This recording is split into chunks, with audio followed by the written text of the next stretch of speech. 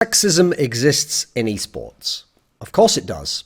But its most base definition, discriminating against people on the basis of sex, I mean, even that term, discriminating, comes with an incredibly negative connotation. It's a loaded term now. Discriminating just means choosing between people or making decisions on such a basis. So, first of all, in life, we do this anyway. With everyone we meet, we look at them, before we get to know them, and we see the behavior they exhibit and the personality they manifest and show to us and display. We initially make certain judgments to get a sense of how I want to initially react to this person. Should I be more afraid of them? Should I think of them as more of an authority figure? Do they seem older than me? Are they younger than me? Are they of a different sex than me? Are they of a different gender to me? Is it someone who I have a lot of experience with? Is it someone I've only had negative experiences with? Is it my grandma? Is it just any woman on the street? Is it a young child? Is it an old man? Is it my boss? Is it my brother? I'm going to discriminate against these people entirely on the basis of the information I have, the filters, the certain paradigms that have been set. But with that said, that doesn't mean I am negatively discriminating against these people or that I'm doing something wrong to them as a result of using certain criteria, valuing certain criteria and experiences over others in my initial experience. Now, that's obviously not what we're going to be talking about in this video. That's not what we mean when we say sexism. When we say sexism, we do mean negative discrimination against people on the basis of their sex. In this case, typically it's going to be that they're a woman, because obviously in general there are a lot of men, it's mostly men who are succeeding and having the key positions in esports and are the ones who are the decision makers and the ones who are the colleagues, the ones who are the bosses, the ones who maybe going to help people out or maybe going to discourage them. So yes, a lot of this will come from the angle of men being sexist or appearing to behave in a sexist manner towards women. Now, the reason why I make that important caveat at the beginning is, in the future, perhaps when there's more and more women, there will be more instances of sexism of women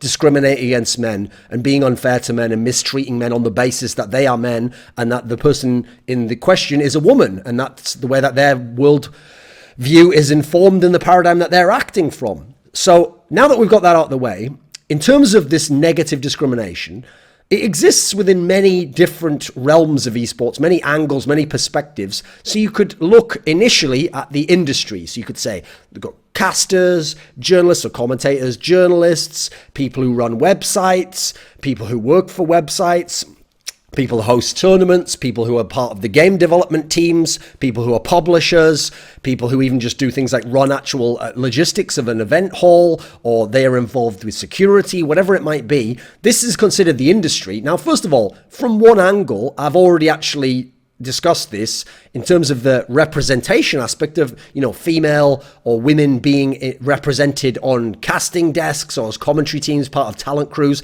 I actually addressed that in a video which originally referred to a furore about no women being hired for, I think it was the International, right? Or one of the Dota majors. It was in Dota 2. So there's that video for that angle. We're not going to address that now. In terms of pro play, so whether or not women are allowed to or encouraged to compete in male competitions and whether or not they are paid less or win less prize money, I've also addressed that in a past video. It was a video, so the one before was called Thorin's Thoughts Female Representation in Casting. This one's called Thorin's Thoughts Females in Esports, which was again about pro players, etc. In terms of tying in the pro play aspect to more casual play, which personally I don't really count as esports. I realize these are esports games, but I don't count people playing PUBG or just playing a random game of Counter-Strike or playing an Overwatch game with just in matchmaking. I don't really count that as esports, and I don't think you can talk about sexism in the same way because I don't think it's productive. Yes, there is sexism, and I'm sure there's a lot of terrible behavior or discouraging and nasty behavior and mean behavior, which are very different, by the way. Mean behavior from behavior that's actually like outright morally and ethically untenable and must be stopped. Very key distinction to make there. But I don't really count that as esports as much as a different topic, but I've also addressed that in the past. There was a Esports Salon episode I did called Women in Esports, which featured missharvey, who is a world champion in the female scene of Counter-Strike, featured masq, who was a pretty good semi-pro level woman who actually played with men, and it featured Requine, who was, still is, a journalist who I believe still works for Immortals, And therefore, they all had their own perspectives on the industry and whether there was sexism. And that was largely just in casual and somewhat elements of the industry and competitive. But again, another video there. So what is my motivation to make this video and how is it going to be different? Well, first of all, this is going to be primarily about the industry. As I said, commentators, journalists, people who work for tournament organizers, people who are involved in logistical elements of esports. And my motivation for this one, it's already a topic I had thought about addressing in the past as I addressed those other topics, apropos of nothing but my own thoughts on it or for all within the community.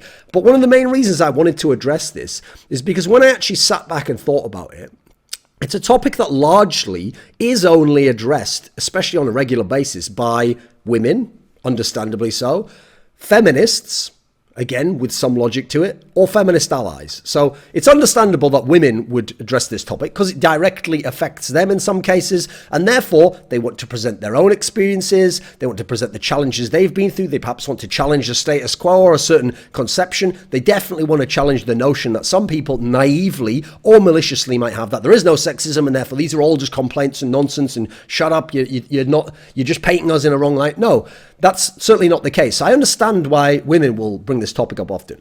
Feminists and social justice warriors. Unfortunately, mostly when we talk about feminists in this sense, activists, we're not really talking about people who just are about promoting equality of the sexes. We're largely talking about people who mainly are promoting the rights and interests of women, and therefore sometimes over men, and that can be a negative. And also we are talking about an overlap into the social justice warrior crew, and therefore it's not even necessarily about what it appears on the surface. They're often trying to weave in these topics, which are very real and sometimes are important to talk about, but they're trying to weave them into their narrative, their agenda, and in some cases, quite negatively, their war on men and on all male qualities and what it means to be a man. And obviously, that's not something I consider a positive, at least from my position in the world. Then you've got the feminist allies, who again, we're not talking about allies in as much as they're people who are about promoting equality between the sexes. We're talking about people who are allies of the negative feminists, the activists who want to destroy men and male aspects. And these allies typically just parrot and echo the words of feminists, because that's actually a key position of being an ally. You're supposed to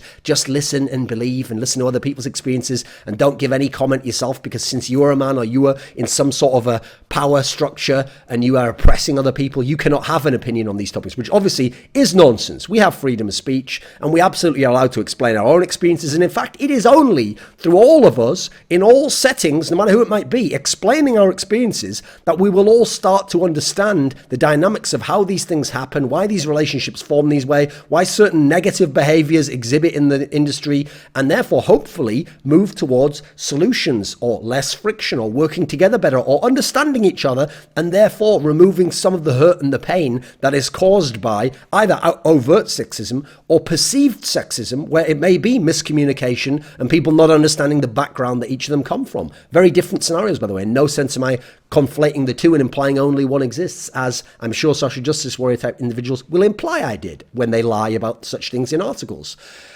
So one of the problems here is actually that term feminist ally, because as I've had to define there, it's not typically used to mean someone who is an ally, therefore not a feminist or a woman, but is an ally and themselves supports the notion of either equality or promotion of women's rights. Like, the reason why that has to be defined is because on its most simple definition, in some senses, I would be an ally of certain feminists. Now, I would never describe myself that way because of that negative connotation it has, but also because, more importantly, I don't think of it in that way. I don't think of myself, I'm an ally to women and women who are feminists. No, I'm an ally to people. I'm not an ally, in fact, forget even people. I'm an ally to people in as much as I'm an ally to individuals, and then individuals make up groups that are people.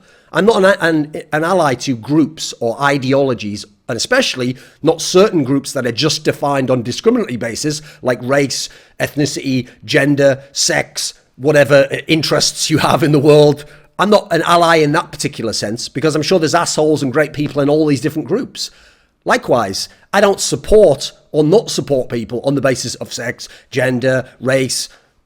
I'm more interested in the individual, actually, and then I support or don't support them on the basis of who they are as individuals. And perhaps those elements might inform some of my thoughts on the person, but I would hope that as I get to know them more as a person, those become less and less important factors and become entirely secondary and less significant than the primary qualities of who are they as a person, how do they behave, what's their worldview, what are they bringing to the table, and what can they contribute in this world. Hence, I want to make this distinction clear at the beginning of the video, that people like myself could be a very good ally to women who feel caught up in such thinking. And unfortunately, this isn't the fault of those women, but there are other women, including feminists and social justice warriors, who not only won't allow people like myself to be allies and will paint us as though we aren't, but they also make people like myself, and especially, by the way, people who speak up on this topic who aren't from their group, they make us the front line who are directly attacked and painted as the worst examples of sexism and somehow leaders of a faction of sexists or a certain race or gender or ethnicity, which again, don't identify in that particular sense myself at all as a primary factor of who I am as a person. And so unfortunately, part of the reason they do that, a quite disingenuous component, is not just that they think that we're sexist, etc. It is because they want to clear out the competition. They want to be able to dominate this conversation, which in the end, as a result, doesn't become a conversation. Because even among feminists who are women and are hardliners like this, it becomes the case that other women can't tell them, I haven't experienced sexism. That wasn't the case for me. I sometimes think, what if a man said this says? They're then told to shut up. So eventually it doesn't even become a conversation. They want what was a discussion and a conversation to become something they control and then eventually shift to being a monologue where from on high they tell people, and you'll always notice the way that they talk. First of all, they have an authoritarian streak.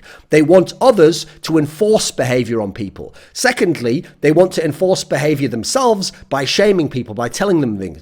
And thirdly, they always go to that way of phrasing thing that it should be a certain way. They have an idea of a utopia. I wouldn't presume to know what a utopia would look like or what a perfect world would look like or what improved relation between sexes, genders, races, etc. would be like. I'd hope we can move towards that and that we can make the small tweaks that allow things to get better, but I wouldn't look at what it is in some imaginary sense and then reverse engineer everything from that and say we should be doing this. Why? Because it's going to lead there. No, I think that's a very presumptuous premise to present, and I certainly think that it shows that someone's an ideologue, that they believe with such certainty that that's the case. And I don't think that kind of belief in general, because that is having a closed off paradigm and worldview, is going to help any kind of progress in this particular scenario. It's just going to create its own kind of dystopia along different lines where now we have different types of sexism and abuses of power and discrimination, which I don't think anyone wants, or at least I would hope they don't want. Yeah, I'm not just going to say shouldn't want, etc. You can want whatever the fuck you want in life. Now, as I said, people like myself could be a great ally. If people in the industry, especially people who know us, experience sexism, whether on a minor level or particularly if it's on a more extreme level, like it's stopping them getting jobs or people are sexually harassing them or people are just treating them in a manner which is making them very uncomfortable. And I don't mean uncomfortable as in you just don't like what that person said to you. I mean in the sense that actually it's discouraging you from working in the industry. It's making you not want to, or it's made you turn down a job. In any of these kind of scenarios, I would actually encourage you, reach out to people like myself, to Richard Lewis, to people who are senior people in the industry, to people who have expressed these opinions that they are against concepts of negative sexism that is disruptive and discouraging and prohibitive of women's chances to succeed. Oh, by the way, anyone's. Again, it's going to mainly be about women because that's going to be largely the way this discussion was defined, but it's actually about anyone. If there's any men out there who are experiencing sexism of this type from women, again, reach out to us because again, on this basis that you are a cool person or a reasonable person or that you are someone who has skills to bring to the table, we will support you because we will support anyone in that sense. If I heard about it from a man with other men treating them not in necessarily a sexist manner, but because of their background or telling them that they're too fucking ugly or whatever it might be, I would also support the man in that particular setting because I support individuals and ideals. I don't support people or ideologues or ideologies for that matter. Now, the point I made about feminists and social justice warriors, the feminist allies, unfortunately, those latter two groups of people scare away those who are in an ideal position, because let's accept their framework for a second of being in power or being further up the hierarchy. These people who happen to be men, which is hence what a lot of the issues are, they scare away those people from even commenting on this topic Some people told me not to make this video, that, oh, why even risk it? Oh, you're just opening yourself up to attack. Hence, it serves the purpose of those people I talked about, that the discourse will then be dominated by feminists, by social justice warriors. They will get to define the consensus with the terminology, because it won't even be a true consensus. It's just that everyone who doesn't agree with the consensus, the overwhelming majority, won't feel like they can speak up about it, or they will feel like they will be attacked. Therefore, it will just be a consensus, because a small vocal minority gets to define the consensus and force the majority who remain silent not to speak up about it. So they get to define this consensus with their terminology, their principles. Hence, you'll get terms like gender wage gap thrown around incorrectly applied, as in the BBC piece about Giuliano and missharvey. You'll get representation thrown around as if it was some proven established fact that only a good person would be in favor of this, and there's no negative connotations. So again, we've had implications, as in the PC Games end piece, and comments about the female representation on the Dota 2 casting desk that implied that women are somehow kept out of the industry or top positions only due to their gender. And then those people, because it's all about tying it into their agenda, even then imply that the women who have made it to top positions and have been very successful and are the best in the world at times in their positions only got there through their approach. Remember, they want it to be like, you can only approach God through me. It's that kind of like priestcraft, isn't it, where they keep the plebs out of the equation and they can't interact. So they want it to be that any woman who did succeed is because of them and their policies and their agendas, such as diversity hires, or the idea that you were hired as a token woman to make up the numbers overall, which was implied in the PC Games piece, implying that Pansy and Shox and Froskurin, so Pansy, female commentator in Counter-Strike, you have Shox, one of the hosts of the LCS in League of Legends, and we have Froskurin, one of the best analysts in the world for League of Legends, who happens to be a woman and has worked for LPL and also for World Championships, etc., implying that those people in any way made it due to diversity thinking and hiring and tokenism. They didn't at all. All of those women, first of all, preceded that thought entering esports.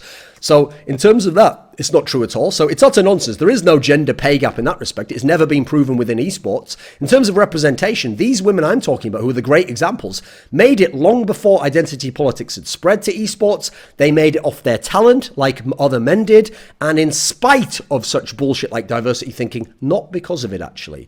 Now, I want to take with this video a new angle on this topic, at least for videos I've addressed in the past. And so I want to address actual sexism, negative discrimination against people on the basis of their sex, primarily women in this case, in the industry, and in terms of context of hiring, representation. That's not going to be part of it. It's going to be about behavior between people, individuals. Now, to do this is an angle I couldn't have very well addressed. It's one of the reasons I didn't make the video in the past myself, because personally, I can only go off my own experiences. And obviously, I haven't experienced that type of sexism because I am not a woman or female. I mean, funnily enough, in the modern day world, I could very easily change that for some people, but I don't think I ever will be able to change that. That's just my own worldview. And so I wouldn't want to speak on their behalf. I could only speak on my behalf.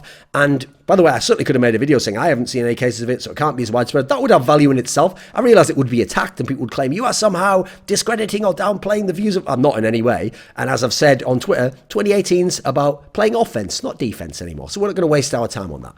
But to do this video, I thought to myself, why don't I investigate? Why don't I actually go to the women I know in the esports, and crucially, mainly women I know, because I wanted to go to people, and the emphasis there is on that I know, because it's people where when I know them, I have a sense for the way their mind works, or the way that they interpret their experiences, or the way that my interactions have been with them, and therefore I have some sort of a baseline, a reference point from which to then gauge and judge what's happening to them outside of just their experience. So I reached out to people who are commentators, who are hosts, who are journalists, who work for organizations in esports, who happen to be women.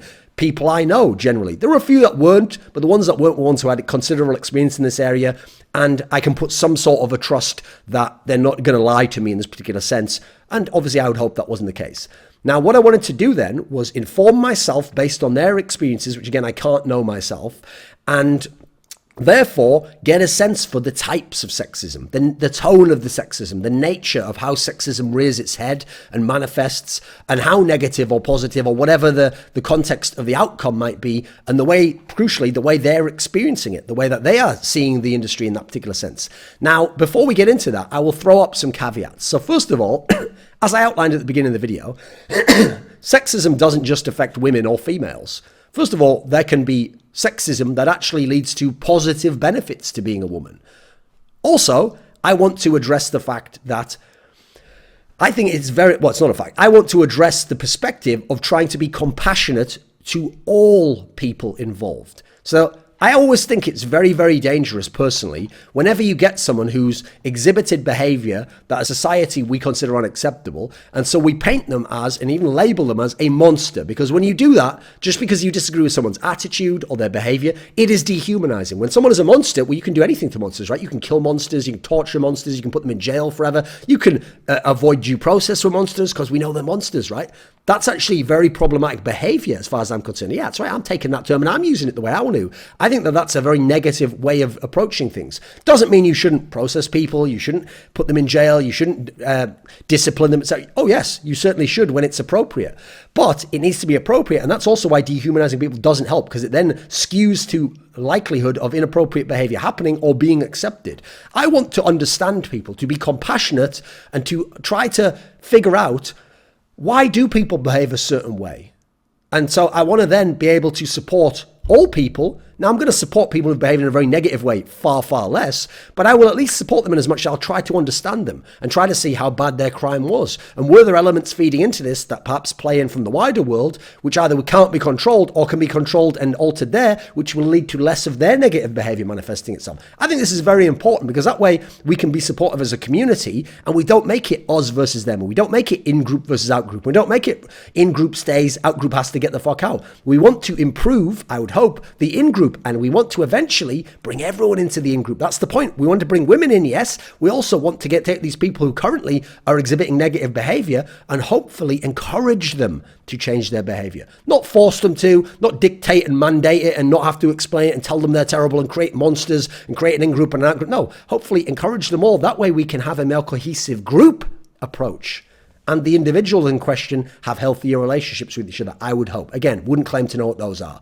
So a key point to make here is that, to my knowledge and my experience, this is Thorin's thoughts, not Thorin's facts, there are differences between men and women. Biologically, well, I mean, there literally are. Like, you can literally look at the sex organs of men and women and certain measurements and certain strength tests as an entire sex. Not obviously individual to individual, you'll have massive differences there, and you can see biological differences between men and women. Culturally, there are differences between men and women. I mean, first of all, in terms of what applies to the esports industry, far fewer women have credible experience in esports in the industry. There's a supply of far fewer women, and especially far fewer women with credible experience in the industry. So that is going to skew their perspective on the industry and men's perspective on the industry and what their expectations are for a woman.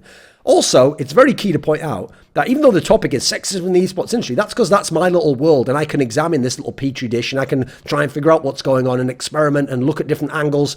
But let's be real, it's really not sexism in the esports industry. That's just a cross-section of life. It's sexism in life and society in itself, right? The more women and men you get together, the more types and nature of friction and points of conflict you are going to have between those men and women. And by the way, between men and men over how women are treated and women over how men treat women and how women treat men. There's going to be friction all over the place just because of differences which have to either be bridged or understood, hopefully. And finally, a final caveat to make that I want to make before we get into this topic is I'm not about controlling other people's behavior and personal liberty. I'm more interested in understanding them and then hopefully finding the really significant areas where action must be taken on a literal physical level or pressure must be placed, and then hopefully just dissuading less significant and not that negative behavior in terms of my own personal experiences to therefore create what I would consider a healthier, more cohesive, better industry that's going to be more fun and more productive for all of us to work in. So personally, I think people can hire whoever they want. That's one of the areas where actually I'm quite, funnily it's not considered a liberal context, but I'm in favor of personal liberty. I think event organizers, if they choose to be sexist and not hire someone, okay, would I agree with that? No. But I think that it's up to them who they choose to hire. Now, I do hope that it can come out behind the scenes, at least in the industry, if it was sexist. And if it was sexist, I would hope there is then a natural reaction and consequence, which is, guess what? If I hear that an tournament organizer or a league or a website or an organization won't hire someone on the basis of sexism, I'm now going to be I'm now going to make a judgment on them, and I'm going to be less likely to want to work for them, with them, and I might even exert pressure on them. I might even make some sort of a public statement. There will be these consequences that come from it that aren't the same as forcing them to have to behave a certain way and saying everyone must behave this way with no context and no sort of subjective elements or nuance involved in it. And finally, not least because, as I said, this implies how people should behave. I think it's very presumptuous to imagine you know how people should behave. And I noticed the majority of people who use that sort of terminology and that's kind of the way that the nature and the tone of their discussion, they tend to be people who are ideologues and usually quite extremist in terms of their ideas and have a set agenda that they want to push that isn't just about equality and freedom and people having a great time and having lots of liberty and being able to do whatever they please and dream of in their life. It's not that way, whether they present it that way or not. So I also will just say, as a very small final caveat, just naturally, I would say it is ridiculous to expect men and women will be treated identically and equally at all times. By the way, that applies even when you just looked at the sexes. So just because I'm a man, why would everyone treat me equally who are men? No, they're going to treat me on the basis of as an individual and then my background and then my socioeconomic status and then my interactions with them. They're not going to just go, oh, well, I like this man over here, therefore, no matter what your elements are in that respect, I'm going to treat you identically. No. So likewise, they're not going to treat men and women the same. They're going to treat individuals differently. And especially in terms of sexes and genders, they're not going to treat you identically and equally anyway, because you're not identical and equal in that particular respect. Now, that doesn't mean one person's better or the other. That's a subjective judgment. There is no one can make that judgment call. That's the whole point. That's why it's ridiculous on both hands. The people who are like racist and sexist, well, you can't know that you're better, can you? Likewise, the people who say they're against that, but just don't allow anything except that we're all equal. You can't know that either. No one can know it or prove it. That's the whole point. And we definitely don't have anywhere close to the scientific evidence and knowledge at the moment to suggest as much in either regard. So it's ridiculous, quite frankly, but we'll get to that topic later on, I think. So in talking to women and thinking about this topic, I actually had a woman who presented to me a framework to think about this, which I thought was very good, and I'll use it here, which is there are two main types of sexism. There is prohibitive sexism, so that means you are literally prevented. You are denied access to certain aspects. You aren't allowed to do things. You may be fired of these things. That you are literally prohibited from doing things in esports on the basis of sexist discrimination. Then there is discouraging sexism. So that is inappropriate or mean behavior. That, and by the way, we're not talking about sexual harassment there. And as a note on that, let's separate out real harassment from just mildly inappropriate comments that are defined by sex, but aren't necessarily, and I mean sex, by the way, as in if you're a man or woman, not like, oh, I want to fuck you. That's not what we're talking about here.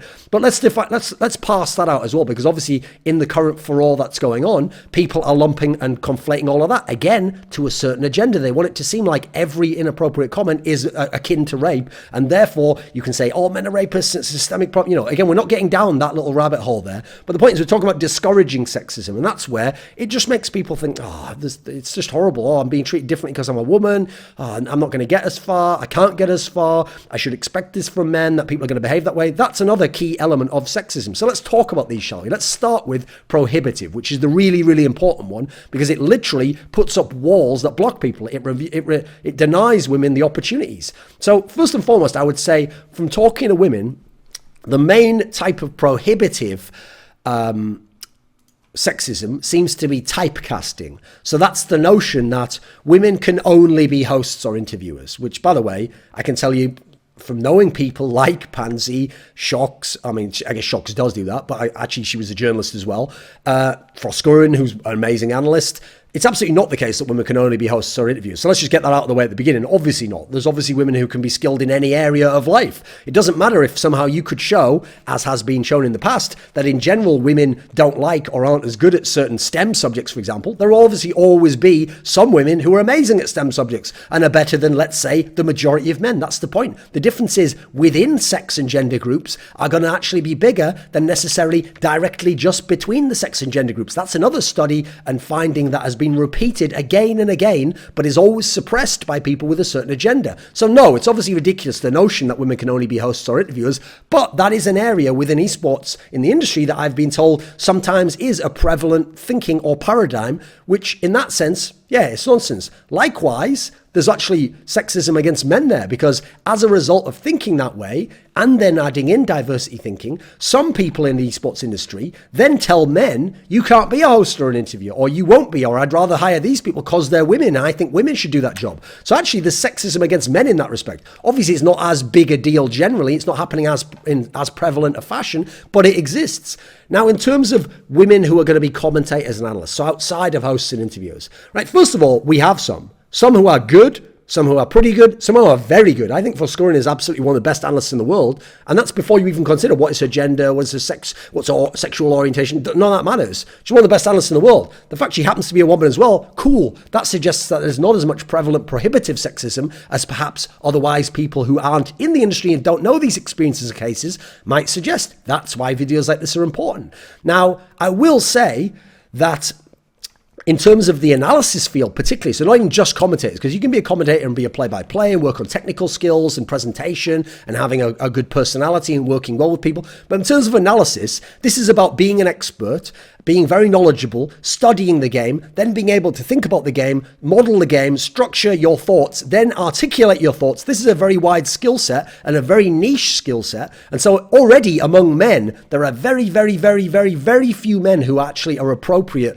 or skilled enough to be able to do this job. And because there are in general so few women attempting to work in the talent side of the industry, and especially on this side, the amount of people who actually even could be hired for those jobs is infinitesimally small in the context of the wider world, of the entire world and all the jobs that could exist for women. With good reason, because as I said, first of all, actually there's very few women trying to do that. Like, I have known a lot of women who've worked in many aspects of the industry, and currently don't even think, I tried to do this as a thought experiment, I can't even think of 5 women in the League of Legends scene, which is one of the biggest games with they claim like 100 million accounts or something monthly. It's one of the biggest games in the world. I can't think of even 5 women in the League of Legends scene who are even trying to be an analyst or an expert in that kind of a sense, which would then put you on career path or trajectory to being an on-camera analyst or expert. So it's understandable that there are very few doing that. And I think it's really cool as a result that Frostgoran was one and that she made it in the end. I think that's awesome.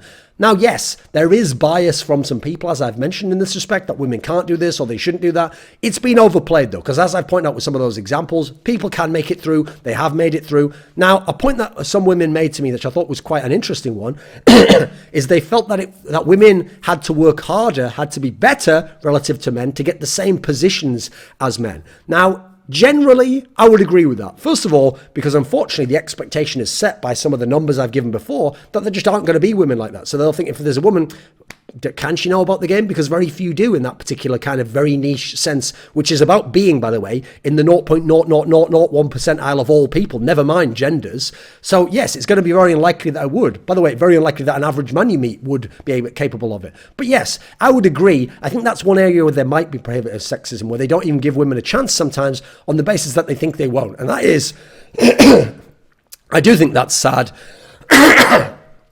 And I hope that can be changed and that attitudes can be changed, perhaps by movements like this video and in scenarios where this is where I have been able to play a direct role myself, because I have myself promoted individuals whose work I think are good. And since some of them happen to be women, I have been able to promote women to work on desks, to work as commentators, to be journalists, to work for organizations, which is another example of the fact that this is not some overbearing, conspiratorial, systemic sexism that is only negative and therefore only the negative are focused upon because people have a certain agenda to push and they want to paint certain genders and sexes a certain way and cause conflict between those genders, therefore to leverage the gender that they are part of or represent to battle the other one, to forward their own agenda. So I also thought a very clever and shrewd point that a woman made to me along these lines, though, about having to work harder, which I do think is unfortunately the case at the moment, but I don't think will be in the future, because I think as they break through, you'll have the effect of the Jesse Owens, the Jackie Robinsons,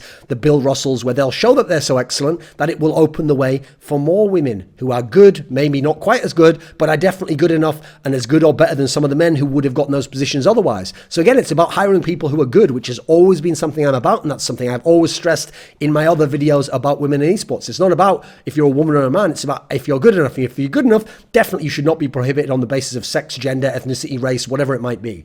And so a very shrewd point that this woman made was that actually there are men who are prohibited from jobs for the same reason. Like, they're actually as good or better than other men or women, and they don't get the jobs because in their case, perhaps they're unattractive, perhaps they are lacking in charisma, perhaps they lack social skills, perhaps they just lack experience. It happens to men as well. So for example, in the same way as a woman might be harshly treated, like, oh, she's not good looking enough to be on camera, that absolutely happens to men, and that will limit their career success, and even in terms of if the public like them or not. The key point here is not to behave as if this is systemic. Because to me, the solution is not tokenism or diversity and just hire 5 more women. No, it's that when there are women who are good enough, people need to support them, or I would hope people would support them. And if they are being prohibited, I would hope that they speak out about this and that they actually help others within the industry be able to help them. And that way we can head off some of this behavior, or we can encourage behavior that is supportive of these people and opens the way for them. Even though there is a way open, perhaps it's just a little bit harder at the moment because of the current situation and the numbers game, quite frankly. This will actually make much more sense if you think about the fact that making people who aren't good enough be hired on diversity and token aspects will actually only enforce and encourage antisocial behavior and expectations that women won't be as good as men, because people will know they were hired as tokens or to make up diversity quotas, and that will actually enhance and increase antisocial behavior within the industry. So that's another reason why I wouldn't be in favor of it. Now, in terms of discouraging sexism, first of all, start with dress codes, because funnily enough, I've had dress codes affect me, where there was an event that said, wear whatever you want. So I wore hockey jerseys, basketball jerseys. After that event and other events were like, never wear what you want, wear suits all the time, you must look smart. And I've always said, why do I have to wear a suit? Why can't I just wear a jumper and a shirt? Which, by the way, now we've gotten them to soften their approach on, and we can now wear jumpers and shirts. Wait, before it had to be a suit, it had to be a dress shirt. They had their own expectations, which were perhaps antiquated in some sense. But in terms of women and sexism against women, I have heard stories from women that, yes, they have been told you must wear a dress, or you in some sense must reinforce or play up the feminine aspect of your sex or gender. Now, it's often not literally enforced. It's more that it is encouraged, and other behavior that goes against this is discouraged. So this is a tough one, because in this respect, you can't just think about what people should do and what the ideals are. Ultimately, it is a show, and it is about catering to a certain audience. And while, yes, personally, I've always thought you don't just cater to an audience, you actually try to lead an audience towards ideals and make them aspire to more. Yes, I'm actually down for that, but that doesn't mean you can just impose your agenda on them. So in terms of if an event organizer is running something and then their producer thinks, actually, if I have a woman with a dress here, it's going to go down better with this audience, which is our main demographic, and therefore the show's going to have better viewing figures, and it's going to do better, and it's going to have a better approval rating, and therefore the show will be successful, the event will be successful, I'll be considered to have done a better job. That's a cynical approach, yes. I personally wouldn't go down that route, but I can understand and be compassionate as to why some people would think that way, even though I definitely don't think that women should have to wear dresses or in any way accentuate or emphasize femininity at all. It's not required as far as I'm concerned.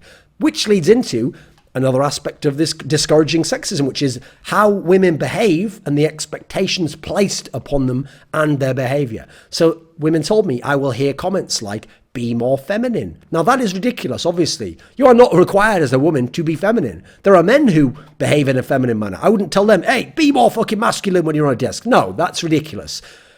So no, you shouldn't have to be more feminine on the basis that you were born a woman. No, that's ridiculous.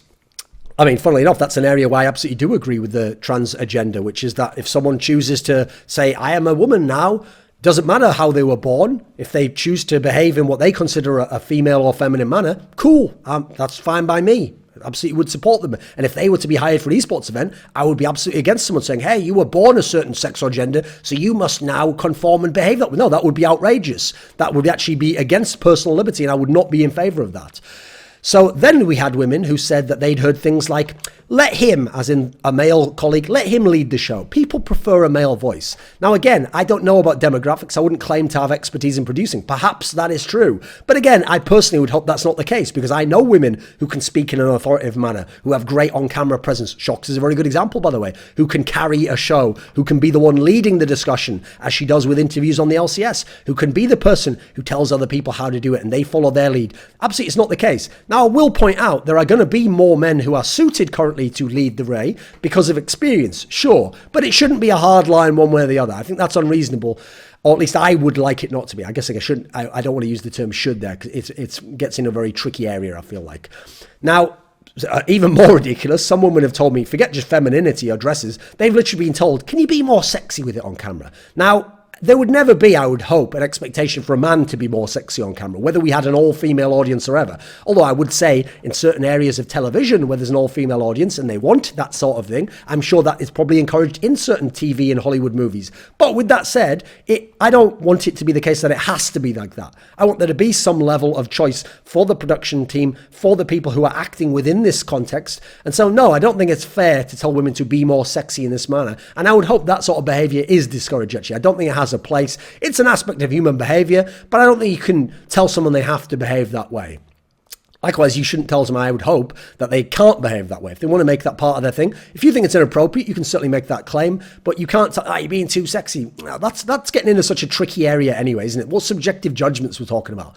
Then, and this is quite a worrying one, was the notion that, and this ties into some of the other aspects, that women are more emotional and men are more sort of rational and analytical. Now, whether or not that indeed exists as very, very broad strokes between the sexes and genders, I don't really know. I have my suspicions based largely on my own experience and the experiences of others. But I will say this. I would hope that it's individual based, not based on sex and gender. Again, I'm not going to discriminate and draw those lines. So I would hope personally that we can recognize that some women are more emotional, some women are more rational than other women. Some women are more emotional, some women are more rational than men. Some men are more emotional than rational than other men. Some men are more emotional or rational than women. It's more individually based for me. You definitely have men who are more emotional than some women. So I don't think it really makes sense as even a guideline generally. Perhaps it does as a very, very loose guideline, but that's surely before you've met the person. That's a basic expectation. Once you meet the person, surely you get to know the person and you see what they're like and you gauge if they are emotional or you gauge if they're analytical. Now, I will say certain biases might mean someone interprets everything that a woman does through the lens of being emotional. Sure. I would also hope similarly, though, that women themselves don't then just think that towards every man they work with and think, oh, well, if he doesn't like my idea, he's just doing that because he thinks I'm an emotional woman. Get to know the man as well. Get to know him as an individual basis and be compassionate to him and hopefully don't have your own preconceived expectations and notions of him and how he behaves. Because again, it's about individuals, not about discriminatory classes that are actually based on secondary qualities. Your primary qualities as a person are not race and gender, etc. That's why it's beautiful to be a human. You have choice in who you become and how you behave.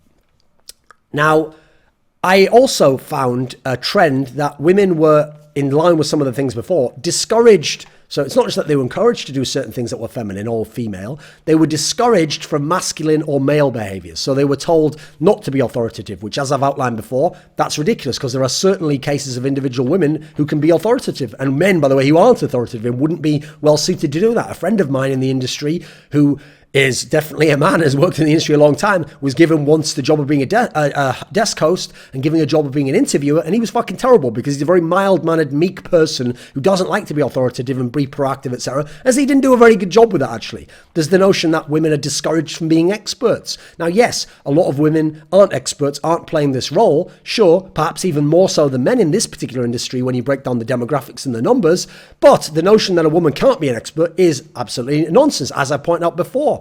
I would absolutely consider Froscorin an expert in League of Legends, and it has nothing to do with her being a woman or not, quite frankly. Then there's the notion that women are told, don't be aggressive or argumentative on camera, right? First of all, you can make that comment to men as well. There's certain men who are too aggressive. Perhaps I am myself. I'm sometimes very argumentative and a bit abrasive at times. And if a director told me that, I'd at least take it on board. But the notion that you can't be aggressive and argumentative just because you're a woman, that's obviously sexism. That's a negative. And I would certainly discourage such behavior in men within the industry. And by the way, here's a caveat I forgot to mention. Sometimes it was women enforcing these things. It was actually sometimes women telling you what dress code you could have or how you should behave, or how they wanted you to behave. Sometimes women producers or wardrobe people or makeup people or head people within, like, commissioners, whatever, in the industry. Sometimes it was them as well, but it's still sexism no matter who it comes from. That's the other thing. Sexism isn't about the gender or sex you are and then who you're behaving with. You don't get away with it because you're a certain race or gender or whatever. No, I can't be that certain negative behavior. No, you're behaving that. And I guess what, I'm not a fan of critical theory and intersectionality in that way. And no, that will not be included in this video. Tough shit, isn't it? Make your own video of your thoughts if you want to include that. So, final area that they were discouraged from was the idea of doing banter and being very charismatic and playful. Now, first and foremost, this is obviously bullshit because it forces women to play the straight man. Now, I'm saying straight man, obviously, because that's just the term, isn't it? It has nothing to do with gender. It's when you traditionally had two men who were comedians and one played up the comedic aspect and the other one was the straight man who just reacted to it in a certain way to then form a contrast between the two, and thus humour arose in the contrast between the two and how differently they were behaving. So no, women shouldn't have to just play the straight man. That seems ridiculous to me. I would hope that's not going to be the case. I know women who are funny and who could absolutely play along with, and I know men who are terrible at these aspects, and therefore it wouldn't even make sense to define them by gender or sex again in this particular issue. Now, an aspect that I found in the discouraging section that was quite worrying actually was the notion that within sort of group environments, women's ideas were ignored or dismissed primarily due to them being female. So for example, one of the ways that the very reasonable women I talked to could know this was they had control groups, which was either they would in another meeting later hear the same idea said from a man, or sometimes they even told their male friends, oh, here's my idea, try saying it in the meeting, and then the man would say it, and then it would be accepted or considered more in a different way than when they as a woman had expressed it. Now, that is obviously ridiculous and antiquated, and I would certainly discourage men from that behavior and hope that that's not the case, because it's just ignorant. Like, again, get to know these women on an individual basis, and you will find out that, guess what, some of them have shit ideas, some of them have good ideas, some of them have fantastic ideas, and it will have nothing to do with whether someone's a man or a woman, how good their ideas are going to be. So I certainly hope that that is something that is going to be tapered off in the future, and I hope that if men involved in these meetings listen to a video like this, just by being supportive of those aspects, just by actually pointing out like, oh, well, actually she made a point earlier that was good, and giving the credit to her if indeed that is the particular case, as I hope women would do to men if they also were in a similar position, I think will help start to curtail some of this, or will at least cut off the negative consequences where the woman's idea doesn't get used and she doesn't get any of the credit for it.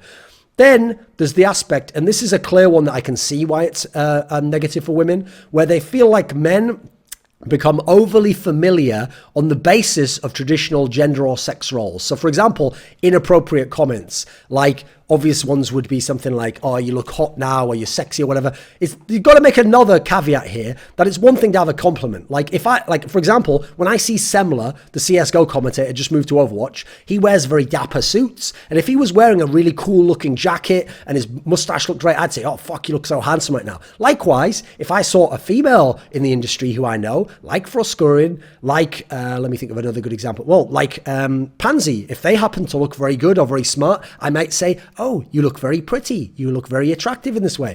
Now, first of all, I do that, you'll notice, with a key consideration that I know these people personally. I actually wouldn't make that kind of comment to someone I didn't know that very well and I was just working at one event with.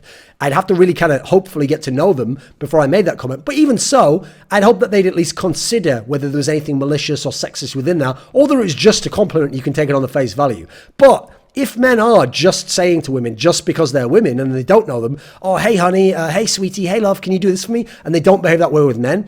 Okay, I can see why that would discourage women. I can see why they might not like that.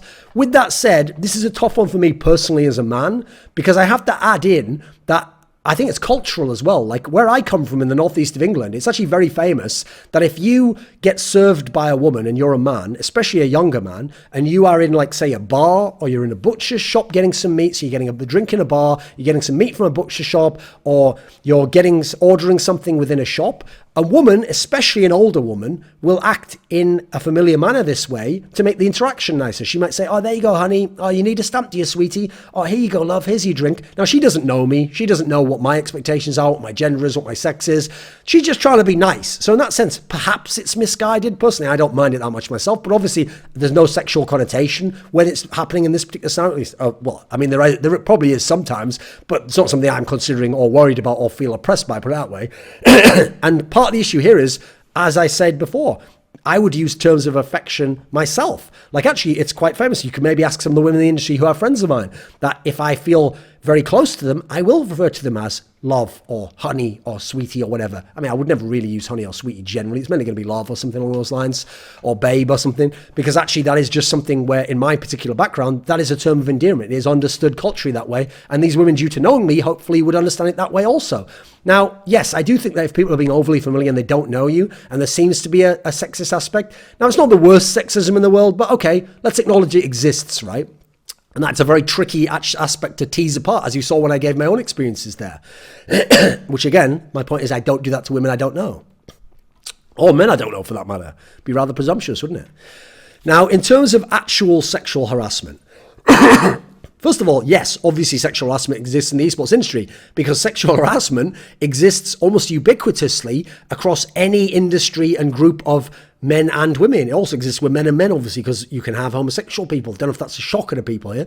Now, I have to say, just as in other areas of society and life, the main aspect that seems to define the nature and tone of sexual harassment here typically tends to be a power dynamic or a power mismatch, because the implication is the person who's your boss, who's above you, the sense is that they could get away with it more and you'd be less likely to report them or act in a way that in some way discourages their behavior because of that. If they're just a colleague of yours, you can complain to your boss, you can complain to your other colleagues. It's going to be tougher for them to get away with or even consider doing this kind of behavior. So that's a key aspect to consider, because again, it's not just about men and women, it's about power dynamics and where people are in the hierarchy. It's also not a binary component, by the way. It's not like you're either not sexist or being sexually harassing, or you're being sexually harassing and therefore you're just as bad as anyone who does literally rape or something terrible like that. No, like an unwanted comment itself needs to be separated from an inappropriate comment. Those are two very key distinctions to make. Then, obviously, unwanted and inappropriate comments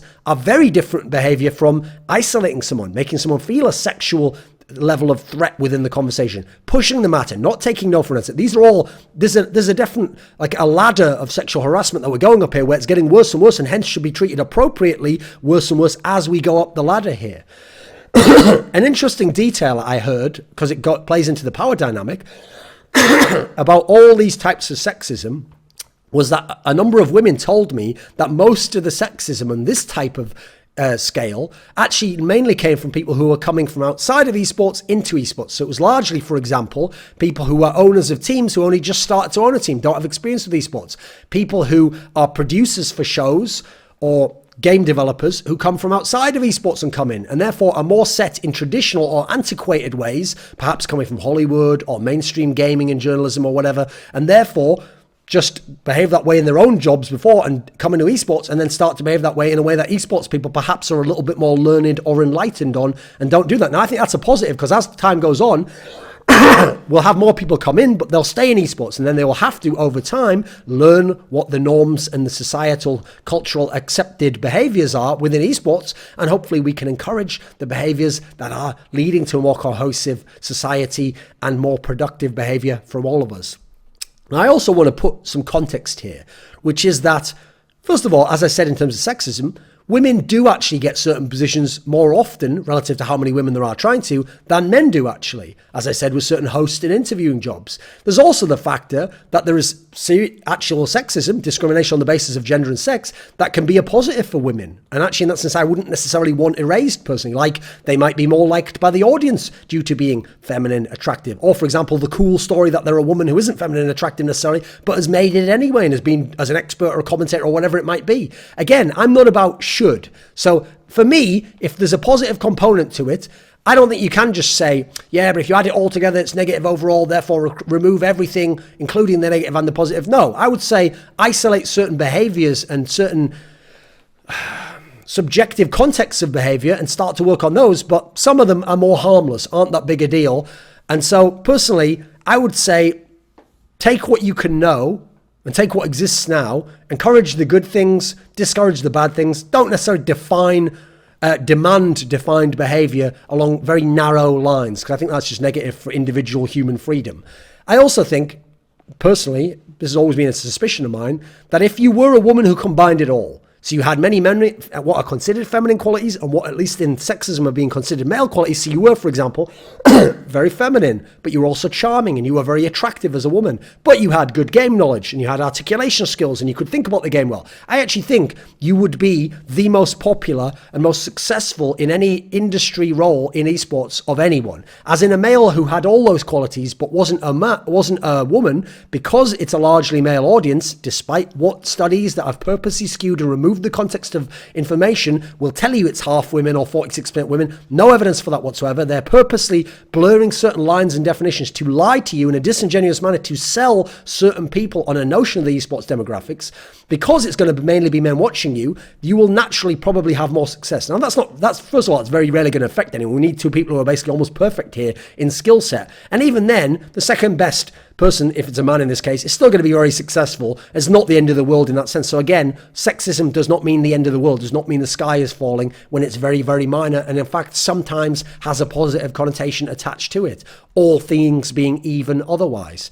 I also think you have to consider that sexism is cultural. Like, first of all, if you want to divide the world very broadly into West and East, it's much less happening in the West. Now, even within the context of the West, it's happening a lot less in Western European and Middle European countries and North America than it's happening in South America and in Eastern Europe. Because again, there's cultural lag behind, or cultural differences in terms of how they view traditional sex and gender roles.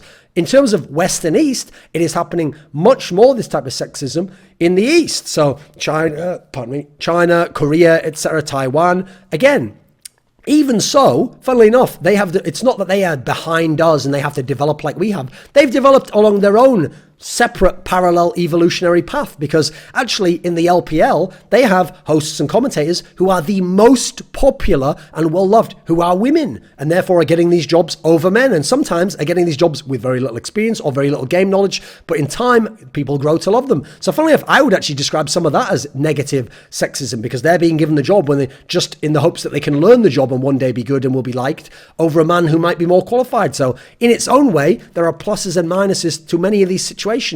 Now let's talk about the fact, and this is a key point to understanding and being compassionate to everyone's perspective, which, by the way, being compassionate and understanding doesn't mean you agree with or support everyone's perspective and behavior. There are sex differences, to my experience and my knowledge, especially in this industry, which is still growing. So, for example, there are a lot of men who work in the esports industry who are nerds. They are people who haven't had much social experience of any, or conditioning of any kind, with men, women, old people, young people, kids, people from other countries, people from their country. They have been in their room playing games, reading about games, talking about games for a lot of the time. They are even more at a loss compared to the average person on the street, man or woman, socially.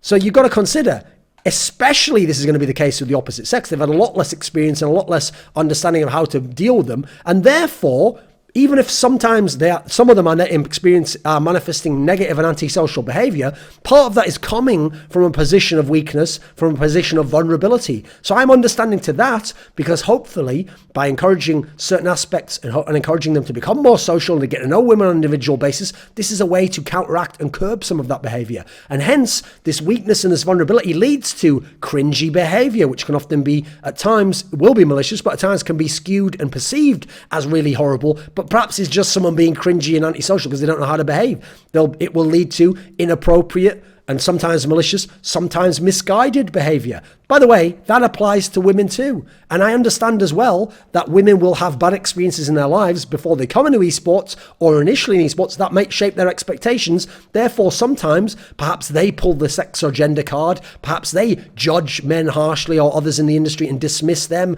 as being sexist initially. Now, yes, I would like to encourage certain behaviors in them, encourage them to get to know men on an individual basis, encourage them to speak out and to find people within the industry who will support them, and therefore not themselves feel as though it's such a conspiracy and some sort of a patriarchy or male supremacy.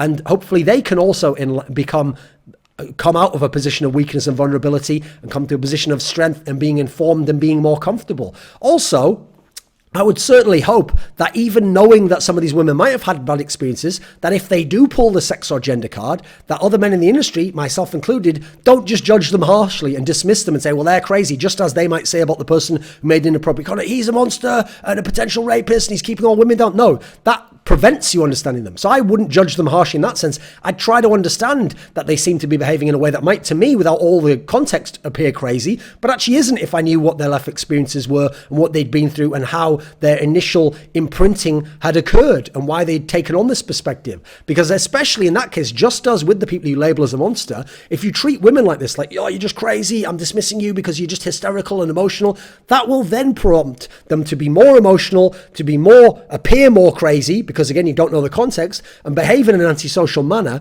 because you are now making it feel unfair to them. It's the same scenario, by the way, as a quick sidebar as to why it's actually been proven that certain governmental agencies and certain people in business and politics, when they want to use dirty, underhanded tactics to fuck with a vocal, prominent public critic of theirs, will do things like kill that person's dog or harass them in some very weird way that's hard to trace back. Because then when the person comes out publicly and either responds in a very vicious manner, which is appropriate to what's happened to them, or start saying, they killed my dog and they did all stuff, then they seem crazy and it's very easy to dismiss them. I don't want that behavior to happen. I would encourage and hope that people can try and be more compassionate of all aspects of this and understand it all, because then we can get to work and start fixing things, and we can start encouraging behaviors that we personally consider good, not demanding behaviors necessarily, because again, I can't know what is good and what is bad on a pure sense. I can only have my own subjective aspect, therefore it affects subjectively how I behave and speak. There's also, within this context, a sexual dynamic that exists that you have to acknowledge. Now, yes, in theory, I would hope we could have a world in which there's no sexual dynamic at work. I don't think that's possible, though, because, for example, if I see a woman who is very sexually attractive to me, even if I don't in any way behave or ever comment on this sexual dynamic that exists on a latent or unspoken level between us, on my end, the fact that I'm attracted to her, it's always going to be there, and on some very low level, perhaps unconsciously, inform the way I then behave towards her. Now, hopefully that doesn't mean there's then negative or antisocial behavior from me or discouraging them, yes, but you can't act as though I should treat her perfectly and in my mind think of her as a man, because she isn't. I can't in that sense. Now, by the way, that would also work the other way around. Well, not the other way around. That would also work if I was homosexual and was attracted to men. I would then think of men in this particular way. Maybe I'd behave slightly different towards them, hopefully not in an inappropriate manner. But you can see that, again, it's not about men or women in this scenario. It's about the sexual dynamic and the fact that you have got people who play certain sexual roles and certain orientations interacting. And therefore, that is always there as an underlying base level aspect, not least because we are on some level a type of animal. And animals are about copulating and about finding the other partner, spreading the DNA and DNA replicating throughout society. These are imperatives and are built into our nervous systems and the way they operate. We can't deny that and pretend like, cause yes, we aspire to be humans and to be more than animals and to behave on some pure ideal level with ideals of the world and principles of life. Yeah, these are all great things, but let's not pretend like we're already there and that's the initial point you come from, and therefore you go down to an animal level when you behave the other way. No, we start out as an animal. When you're a little kid, you get socialized, you get introduced to culture, you're taught by your parents and imprinted with a way to behave and a role in society, etc. And that's how you become civilized ultimately. And that's why people in societies that have less of that may at times appear uncivilized to people from societies that have a very strong cultural consensus on what is civilized behavior, because you are civilized to become like that. Again, you've got to look at the starting place. So as a result, yes, in an ideal world, I would hope that you could have a world where nobody actually engaged or pursued a romantic or sexual interest in the workplace. I think it would just make it easier if everyone had that baseline rule. Just like in an ideal world with so many people in the world, it probably is better if a woman doesn't try and sleep with the brother of her friend if she knows her friend's uncomfortable with it. Likewise, if a man doesn't try and sleep with the sister of his friend if he knows the man will be uncomfortable. Now, yeah, there's a personal liberty where like, well, should we stop them having relationships? No, it's just that in an ideal world, there's so many men and women in the world, you'd hope that these conflicts and these uncomfortable scenarios just wouldn't happen, right? You'd hope it's possible to get around them and to just not present you with the problem initially that you then have to try and solve very awkwardly. But it's not realistic for the current world we live in, is it? Especially in a world in which some people are in some senses less social. So funnily enough, there is a double standard here. Women aren't persecuted for this behavior. It's actually not considered a big deal if a woman at her workplace asks a man out or engages in a sexual relationship with a man and eventually goes on to date him. Yet when men are considered to have said something inappropriate by saying, oh, you look very beautiful, I'd like to take you on a date, that's considered as like, you shouldn't even be saying or thinking that. But the women are allowed to in that setting. Again, either both genders and sexes are allowed to. Both genders. Well, whatever genders exist in this scenario, both genders, quite frankly, either they're both allowed to or neither's allowed to. Now, personally, I don't want to live in a world where it's one or the other. I think that individuals should just be allowed to make this choice for themselves and then should have to live with the consequences of what people think of them. And hopefully they aren't judged too harshly one way or the other.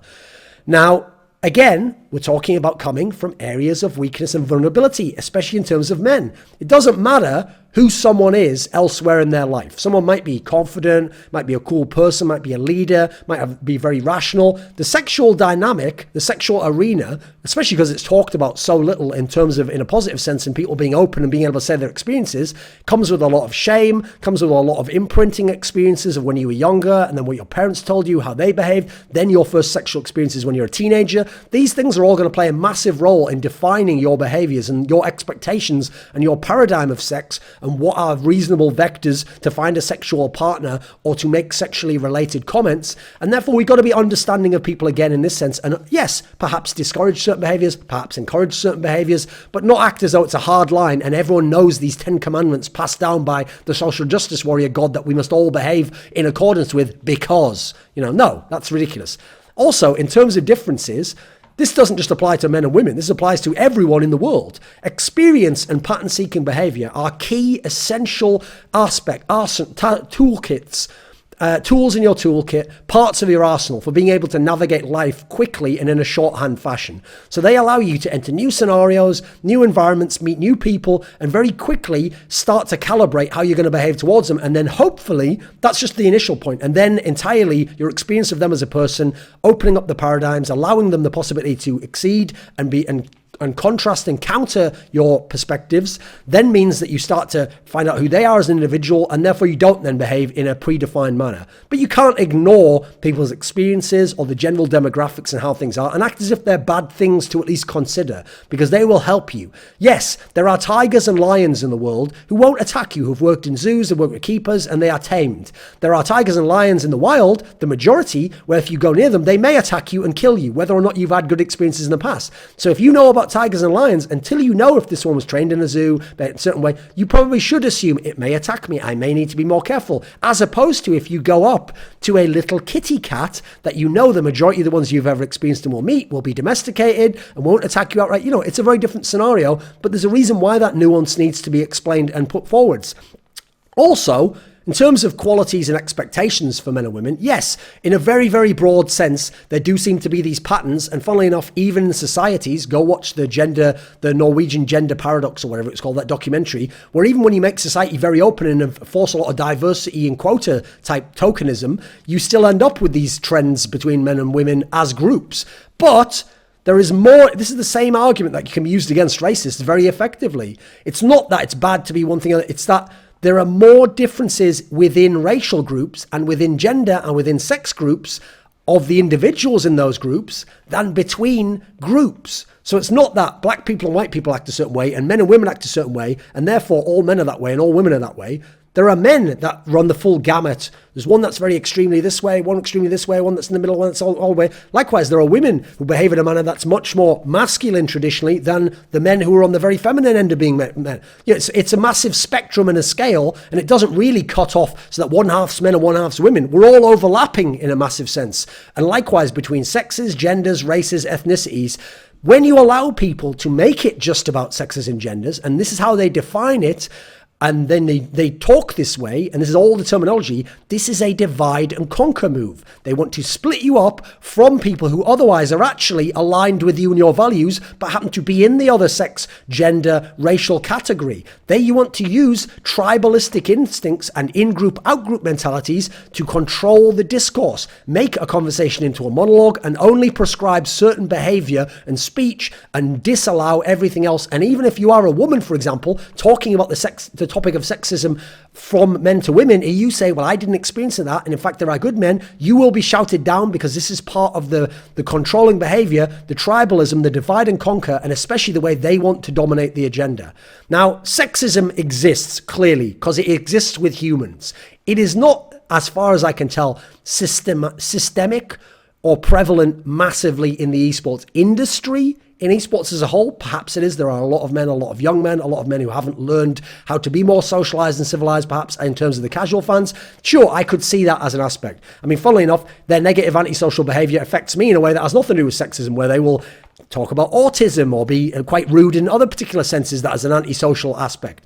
But it's obviously not all in one direction and all negative either, which is a nuance I wanted to bring out. It's also generally, as we divided it up, more discouraging in nature than prohibitive. Now, it's obviously not good for any kind of sexism generally, but it's at least better that it's discouraging rather than prohibitive. It's not like, for example, this might also be the case, by the way, in race relations. There's very few prohibitive barriers to people on the basis of race, but there might still be discouraging barriers. Yes, I can understand that, and that's why we probably do, as a society, need to think about how we behave and encourage certain behaviors and discourage other behaviors. But in this sense, because it's more discouraging, as hard as this is, I think it will actually, in terms of being effective and being able to navigate the industry, help women first and foremost, if they are compassionate and try to look for the difference when they see discouraging sexism between inexperience and weakness on the man's part, or outright malicious ignorance on the man's part when they're being a bigot. Like,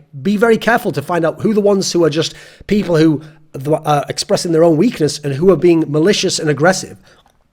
If you make that distinction, I think you'll find there's a lot less negative sexism, and you'll find a lot more people who actually you can help to learn to behave a different way through your experiences with them. Also, obviously, we would hope men look for the discouraging behavior and don't only look at prohibitive behavior and say, oh, well, since there's no prohibitive behavior, there is no sexism. No, you might not have experienced that. I hadn't experienced that. But if you listen to these experiences of these women, and by the way, some of them I can absolutely corroborate. I've looked into different cases, asked around. These have happened. They're not just stories made up. Now then, with that said, this all needs to be made the point of, because the reason why I need to make the point that there is sexism in the esports industry is because it highlights a key problem, which is that people think that only prohibitive sexism is sexism. So what happens is people act like either sexism is all over the place, it's systemic, because that's what the social justice warrior wants to tell you to then force their agenda, or perhaps just someone who only had some negative experiences in their life and then views the world through that paradigm, or people want to say it doesn't exist at all. And again, because of their experience and they haven't seen it, it doesn't exist. Now, those are both ridiculous perspectives which can't encompass all the experiences and perspectives in the industry. Therefore, they're both wrong.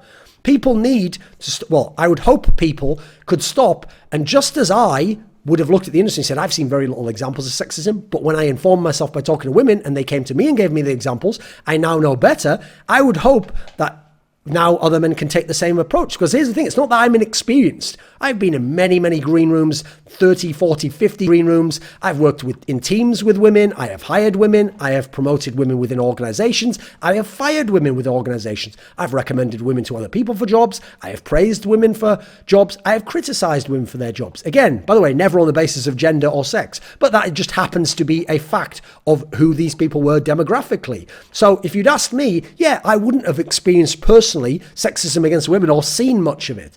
But that's why I think it's quite key that you consider people like myself and other people who I would just call cool people, just cool individuals, men or women, that just because these people haven't experienced sexism doesn't mean that they are enforcing sexism. Now, I'd hope, especially if they've listened to this video, that they inform themselves more and that they make sure that it's clear that it's just their own perspective and they're not making a wide judgment on an objective scale that there is no sexism in esports.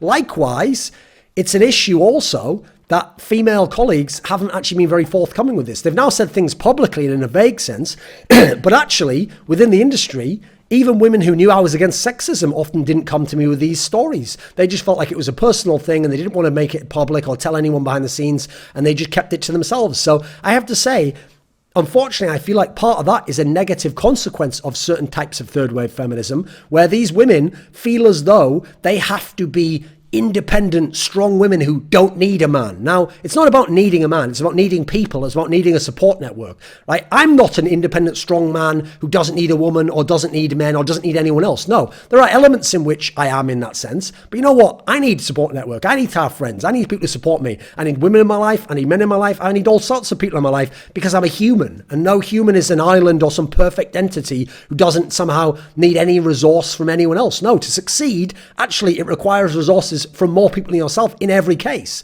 Doesn't matter what area it might be. You might do most of the work and do all these great things. Along the way, you're going to need someone's help and someone's support. So that aspect actually, I think, has exacerbated the sexism and made this more of a closed off issue where the men who otherwise would support these women aren't aware it's going on. So there is no you should be this, that, or the other. I think it's cool if you can be independent, if you can be strong, if that's what you want in your life. But everyone needs support in my experience. All sexes, all genders, all ethnicities, and largely they need them from other sexes, from other genders, from other ethnicities, not just together. You're not just in a group defined by some secondary characteristic of who you are as a human physical body, not as a person and a mind and an individual. So when we have hard times or struggles, I would hope we share them with our friends, with our colleagues, that we have a support network and therefore we can support each other and enact change together. Because everyone is welcome within esports. They are not defined by their category, but they are then no longer welcome on the basis of behavior. And that is an individually chosen, driven point. And that is what I hope defines whether people get jobs, are promoted, given chances, are behaved in a certain manner on the basis of them as an individual.